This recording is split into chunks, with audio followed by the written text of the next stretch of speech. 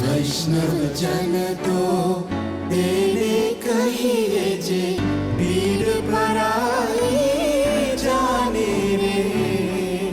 વૈષ્ણવજન તો તેને કહીએ જે પીડ પરાઈ જાને રે. વૈષ્ણવજન તો તેને કહીએ જે પીડ પરાઈ જાને રે. વૈષ્ણવજન તો તેને કહીએ જે પીડ પરાઈ જાને રે.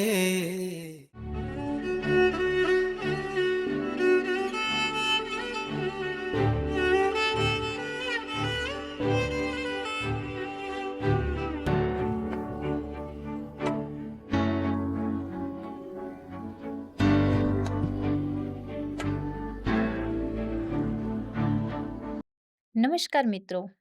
ગીતકાર એ સંગીતકાર અને સંગીતકાર એ ગીતકાર એમ એકબીજાના પૂરક છે, એકબીજા વગર અધૂરા છે.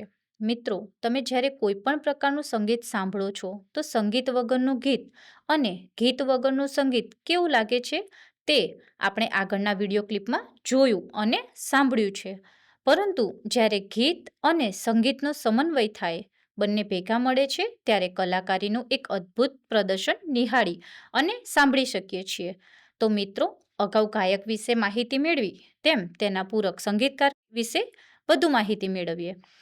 મીનાબેન, સૌ પ્રથમ સંગીતકાર એટલે શું તેના વિશે માહિતગાર કરશો અમને? સંગીતકાર એ સૃષ્ટિના નાદ અને લયનો જાદુગર છે. સંગીત એ વિશ્વની એક એવી અનોખી ભાષા છે જેને સમજવા માટે શબ્દો નહીં પરંતુ હૃદયની જરૂર પડે છે. આ વૈશ્વિક ભાષાનો સાચો સર્જક એટલે સંગીતકાર. ભલે તે રાષ્ટ્રીય સંગીત હોય, લોકસંગીત હોય, આધુનિક પશ્ચિમી ધૂન, સંગીતકાર પોતાની સાધના અને સર્જનાત્મકતા દ્વારા શૂન્યમાંથી શબ્દો અને સ્વરોનું સર્જન કરે છે. સંગીતકાર એટલે સ્વર અને લયની રચના કરનાર વ્યક્તિ.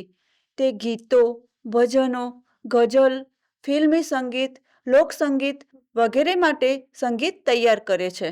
આજના વ્યસ્ત અને તણાવપૂર્ણ યુગમાં સંગીતકારની ભૂમિકા ખૂબ જ અનિવાર્ય છે, કારણ કે તેનું સંગીત માનવીના જીવનમાં અમૃત સમાન કાર્ય કરી મનને તાજગી આપે છે.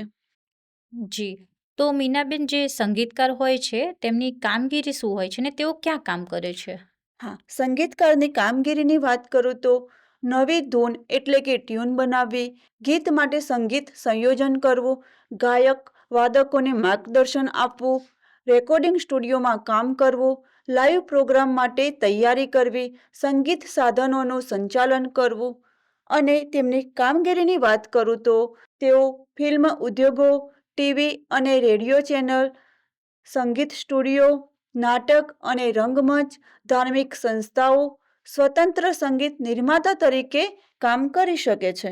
જી, તો મીનાબેન, એક પ્રશ્ન થાય છે કે જે સંગીતકાર હોય છે તે બનવા માટે જરૂરી વ્યક્તિગત ગુણો કેવા હોવા જોઈએ? હા, સંગીતકાર બનવા માટે જરૂરી વ્યક્તિગત ગુણો જોઈએ તો સંગીત પ્રત્યે રસ અને લગાવ, સર્જનાત્મકતા, લય અને તાલની સમજ, ધીરજ અને નિયમિત અભ્યાસ, ટીમમાં કાર્ય કરવાની ક્ષમતા, આત્મવિશ્વાસ જેવા ગુણો હોવા જરૂરી છે. જી, તો સંગીતકાર બનવા માટે શૈક્ષણિક લાયકાત અને તેની ભરતી પ્રક્રિયા શું હોય છે?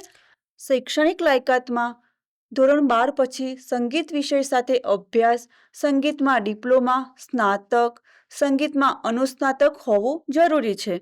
અને તેમની ભરતી પ્રક્રિયાની વાત કરીએ તો ઓડિશન દ્વારા પસંદગી, પ્રતિભા અને અનુભવ આધારિત પસંદગી, સ્વરચિત સંગીત દ્વારા ઓળખ બનાવવી જરૂરી છે. જી, તો મીનાબેન, જે સંગીતકાર હોય છે તેમનું માસિક વેતન કેટલું હોય છે? અનુભવ અને લોકપ્રિયતા મુજબ આવક રહે છે. ફિલ્મ અને મોટા પ્રોજેક્ટમાં વેતન સંસ્થા અને કાર્યપ્રકાર મુજબ બદલાય છે. ઓકે, તો જે સંગીતકાર હોય છે તેમને આગળ પ્રગતિના અવસર મળે છે ખરા? હા, સંગીતકારમાં પ્રગતિની અસીમ તકો હોય છે, જેવી કે ફિલ્મ સંગીત નિર્દેશક, સ્વતંત્ર આલ્બમ નિર્માતા, આંતરરાષ્ટ્રીય સ્તરે કાર્ય, સંગીત શિક્ષક અથવા માર્ગદર્શક. છેલ્લે હું સંગીતકાર વિશે એટલું કહીશ કે સંગીતકાર બનવું માત્ર કારકિર્દી નહીં પરંતુ એક સાધના છે. સતત મહેનત, યોગ્ય માર્ગદર્શન અને આત્મવિશ્વાસથી સંગીત ક્ષેત્રમાં ઉજ્જવળ ભવિષ્ય બનાવી શકાય છે. ખૂબ સરસ મીનાબેન. સંગીતકાર બનવા માટે કોઈ શિષ્યવૃત્તિ કે યોજનાનો લાભ મળે છે ખરા? હા, રાષ્ટ્રીય પોર્ટલ scholarship.gov.in અને શૈક્ષણિક લોન મેળવવા માટે પીએમ વિદ્યાલક્ષ્મી પોર્ટલથી માહિતી મેળવી શકો છો. ખૂબ સરસ મીનાબેન, આપે ખૂબ જ મહત્વપૂર્ણ માહિતી આપી છે. તો મિત્રો, આ સંદર્ભે ક્યાં અભ્યાસ કરવાનો થઈ શકે અને તેમાં સફળ થયેલા વ્યક્તિઓની સાફલ્ય ગાથા તથા કરિયર કાર્ડની લિંક અને વધુ માહિતી છે ને આપ આ વિડીયોના ડિસ્ક્રિપ્શન બોક્સમાંથી મેળવી શકો છો. આશા છે કે આ માહિતી આપને ખૂબ જ ઉપયોગી થશે. ધન્યવાદ.